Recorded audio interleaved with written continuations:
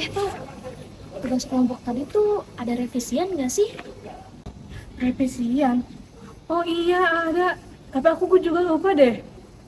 Apa ya? Revisi yang mana? Duh, aku juga lupa lagi. Ntar aku cek deh dosennya. Oke, jangan sampai lupa ya. Kalau gitu aku duluan ya. Bye-bye. Bye-bye, hati-hati ya.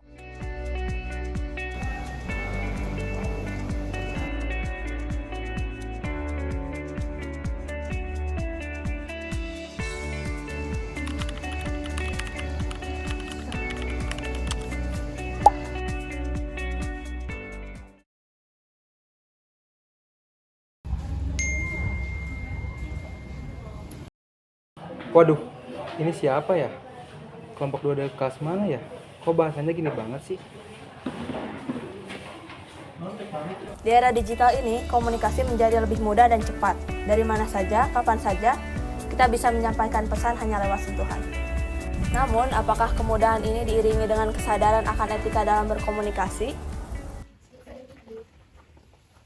Tahu, chat aku belum dibalas nih. Coba deh sama kamu aja chatnya. Yaudah deh, terus aku chat. Oke.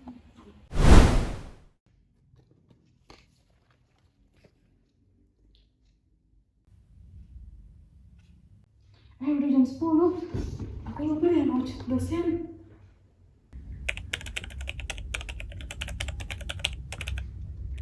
Ada. Aduh.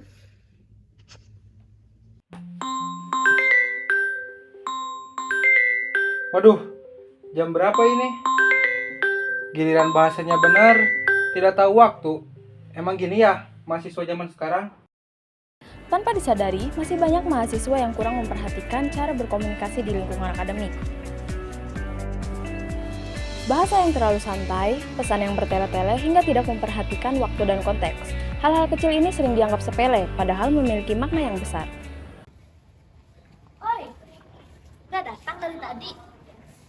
Kenapa? Oh, gak dibalas juga. Enggak, apa ada yang salah ya? Guys, kenapa? Ini nih dia ngechat dosen tapi belum dibalas juga dan kemarin lagi. Emang kalian kayak gimana coba lihat? Nah ini kamu gak kenalin diri dulu sih, pantas aja gak dibalas. Oh, berarti kenalin diri itu penting ya? Ya iyalah, ini juga ngechat gak tahu waktu, pantas aja gak dibalas. Ya kan takut lupa kalau besok. Bahasanya juga udah sopan kok. Sopan doang gak cukup, harus tahu waktu sama situasi juga. Ini deh tonton biar kalian paham.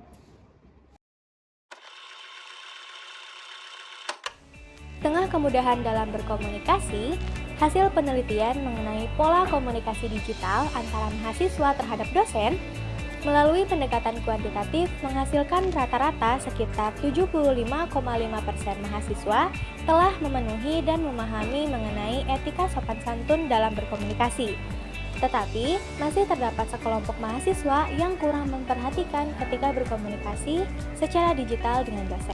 Hasil wawancara dengan dosen juga menunjukkan masih terdapat 50 hingga 60% mahasiswa berkomunikasi secara digital dengan menggunakan bahasa yang terlalu santai, tata bahasa yang kurang tepat, tidak kenal waktu, dan konteks yang kurang jelas. Bingung cara komunikasi digital dengan dosen yang benar itu gimana? Yuk pahami etika dalam berkomunikasi digital di lingkungan akademik. Pertama, gunakan salam pembuka dan perkenalan diri. Perkenalan diri meliputi nama, nomor pokok mahasiswa, kelas, dan program studi. Hal ini penting karena dosen tidak hanya mengajar di satu kelas saja, sehingga identitas membantu dosen dalam mengenali siapa yang mengirim dan dalam konteks apa. Kedua, sampaikan pesan secara singkat dan langsung ke tujuan. Pesan yang ringkas membantu dosen memahami inti pertanyaan dengan jelas, tanpa harus membaca informasi yang tidak relevan. Ketiga, gunakan bahasa yang sopan dan mencerminkan sikap profesional seperti maaf dan izin. Penggunaan bahasa yang tepat menunjukkan rasa hormat kepada dosen dan mencerminkan etika mahasiswa dalam lingkungan akademik. Keempat, pastikan pesan yang disampaikan itu dengan jelas, hindari singkatan yang tidak baku, dan perhatikan tanda baca yang tepat. Yang kelima, perhatikan waktu dan situasi saat menghubungi dosen. Hubungi dosen di luar jam kerja akan mengganggu waktu istirahat dan menunjukkan rasa kurang menghargai. Terakhir, gunakan kalimat penutup dan ucapan terima kasih.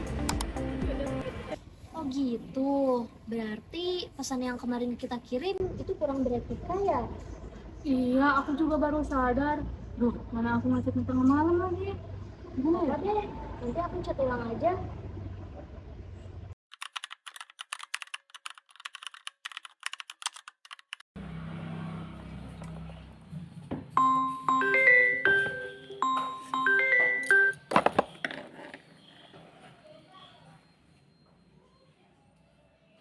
Nah, ini baru jelas, sopan lagi.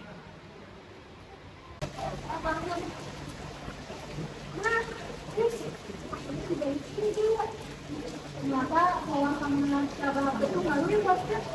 Kadang yang kelihatan sepele itu yang paling penting.